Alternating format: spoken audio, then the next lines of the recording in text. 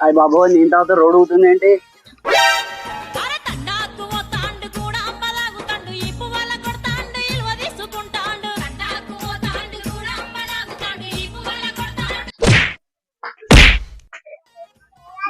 ఎవడో పడకుండా పూర్తి చేశాడు. ఇప్పుడే కొన్నా అప్పుడైతే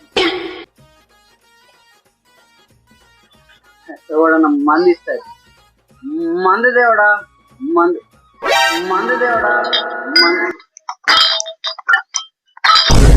ఏంటైతే అరే నీ అబ్బా ఓ తాగుబోతు భక్త, నేను రాంపా, నేనే మందు దేవుణ్ణి.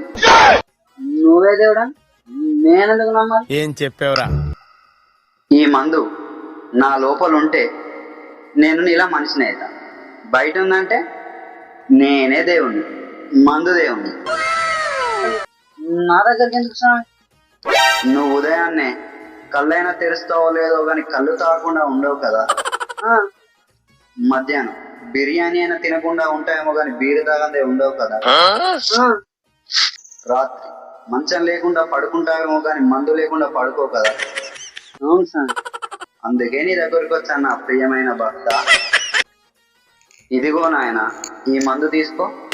అంటే ఈ మందు తీసుకొని నువ్వు వెళ్ళిపోతావు స్వామి?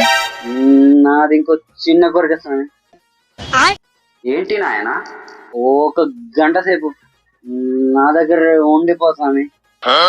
ఆహా, నేనంటే ఎంత భక్తి నాయన నీకు.